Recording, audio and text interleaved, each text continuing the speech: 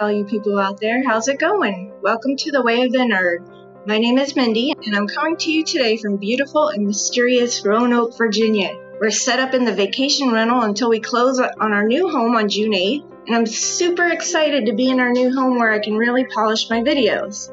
Don't forget to like and subscribe, and click the notifications button so you can claim the prestigious title of being the first to see new content.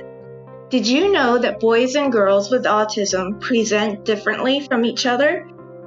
Just as a heart attack presents with different symptoms in women than men, so does autism. Today we'll look at the differences between girls and boys with Autism Spectrum Disorder, or ASD for short. People who know me know I have Aspergers, which has fairly recently lost its specific name and has been recategorized into the higher functioning end of the autism spectrum disorder. When people first meet me, they often don't realize just how different I am, but it doesn't take long for them to notice my quirks, like avoiding eye contact, steering clear of social interaction, some really bizarre eating habits, and my intense focus on things I'm interested in. In early research into autism, Hans Asperger and his peers thought the condition occurred only in boys. That perception still clouds diagnosing the condition today. Studies have shown that boys are much easier to diagnose and more frequently diagnosed with autism.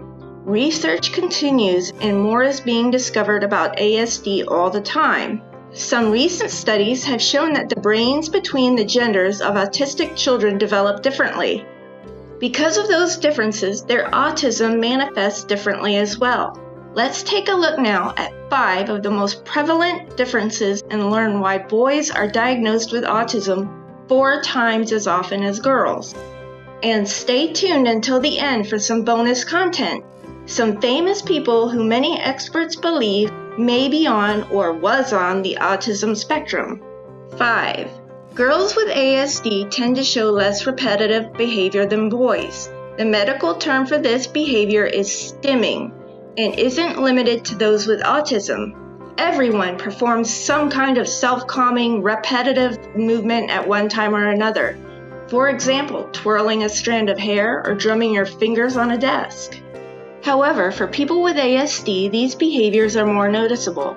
Neurotypical individuals realize when their finger drumming becomes annoying to others, but those with ASD often miss those important social cues.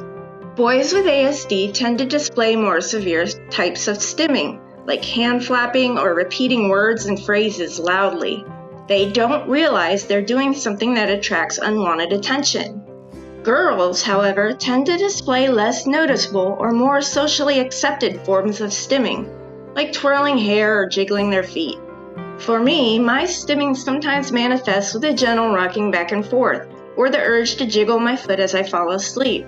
Stimming can also be staring at certain objects in a room for a long period of time. I do this sometimes too, but for me it involves counting.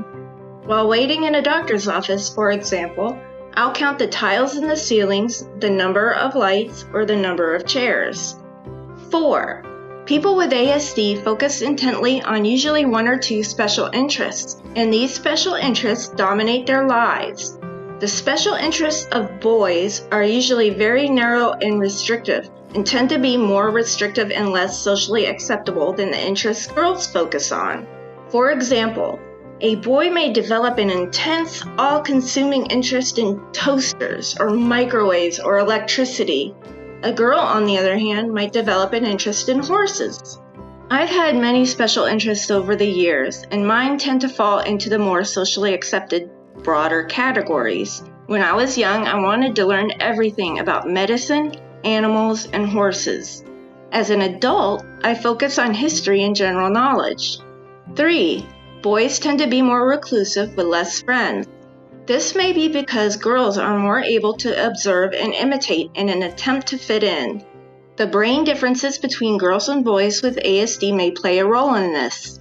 Boys with ASD seem more content to be alone and are so preoccupied with their special interests they have little time for friends. Girls with ASD still have difficulty making friends, but they do have an easier time moving in and out of different social circles. For me, I'm pretty content alone, and would venture to say that I'm happiest when I'm alone. But I still enjoy the company of others sometimes, and have had a very few close friends over the years. 2. Girls tend to be more flexible in their routines and less resistant to change. Remember Rain Man, where Dustin Hoffman, who played, what was his name? Charlie Babbitt in the movie, had to be in front of a TV at a certain time to watch Jeopardy, and missing an episode would send him into a major meltdown? Well, yeah, that's ASD at its most severe. Although it's hard to comprehend, many parents find themselves in similar situations with their children, and the ones with the most restrictive routines are generally boys. Girls with ASD still have their set routines and get upset when those routines are disrupted. But girls, perhaps because they're socialized to be less aggressive than boys, don't act out their frustrations when their routine is screwed up. Instead, they've learned to bottle it up inside. For me, I feel like I need to take a long bath every night, starting around 6 p.m. If we're traveling and get assigned a room with a shower only, I'll have a little meltdown myself and call the front desk and ask for a different room. As a kid, I was less tolerant. I could not eat pizza with red sauce on it. I would lift up the cheese and scrape it off.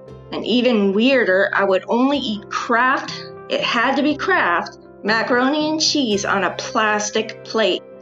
Not glass, not ceramic, but plastic. And to this day, I still can't really tolerate drinking Coke straight from the can. But if I'm forced to, I'll drink it rather than forgo it altogether.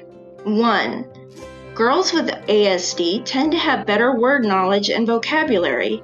Again, this is most likely a result of the differences in brain development. I was always a spelling ace, and I'm very particular about my vocabulary. One of my pet peeves is the word ain't. I hate that word.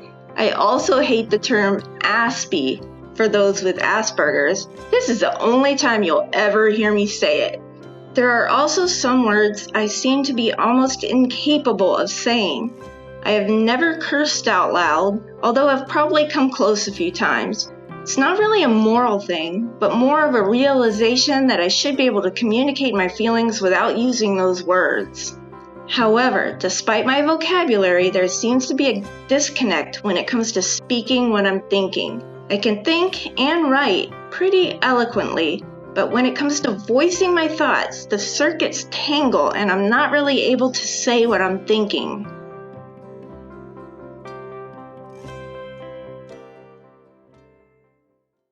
Be sure to keep it safety. And hey, if you gotta go car on those icy roads, slowing it right down will be that big papa deal, okay?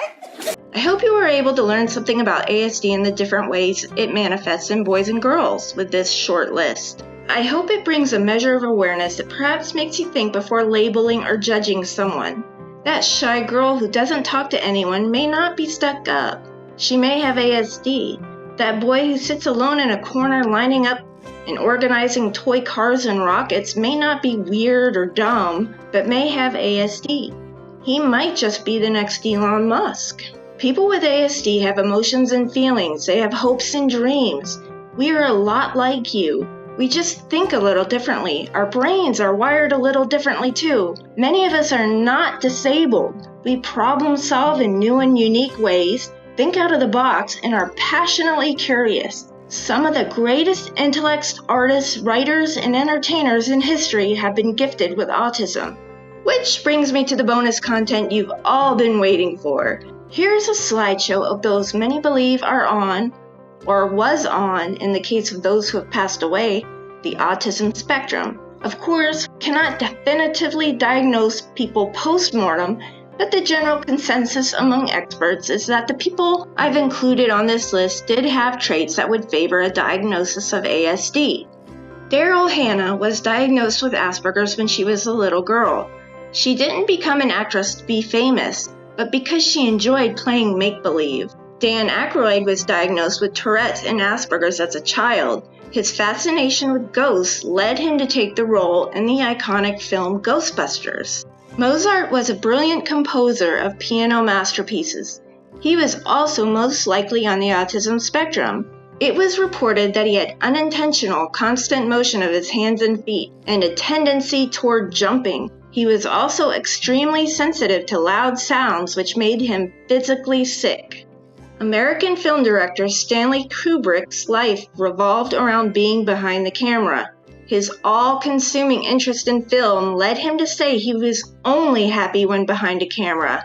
He also had social difficulties and was a perfectionist. One of the greatest poets of all time, Emily Dickinson, displayed several autistic traits. She was reclusive and eccentric, but children were drawn to her. She was fascinated with flowers and always wore either white or black. She also had epilepsy, which is a comorbidity often associated with autism. Lewis Carroll had several autistic traits, including avoiding interaction with adults, preferring instead to communicate with children. Courtney Love, the lead singer of the band Hole and wife of late Nirvana member Kurt Cobain, was diagnosed with Aspergers as a child due to her difficulties with social interaction. Greta Thunberg is a climate change activist. She was diagnosed with Asperger's as a child, and many credit her success in raising awareness of climate change to her ability to hyper-focus on the issue and her outside-of-the-box way of problem-solving. Albert Einstein didn't speak until he was about 3. Apparently, he was like me in that area. My mother said I knew how to speak, but just chose not to until I was about 4.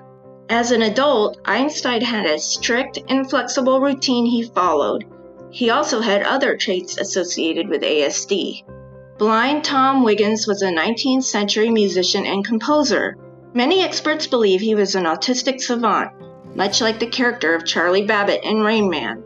Born into slavery, he would listen as the Bethune children practiced piano. When given the opportunity to sit at the piano himself, the family was astounded that he was able to reproduce the compositions perfectly from memory. Although not confirmed, the genius filmmaker Tim Burton is thought to have Asperger's, according to his partner, Helena Bonham Carter. She said that when watching a documentary about autism, Tim commented that he was like that as a child. Well, that's it for today. I hope you enjoyed this video and learned something from it. Please feel free to leave your comments below and don't forget to like and subscribe. Remember to be kind to everyone and stay curious.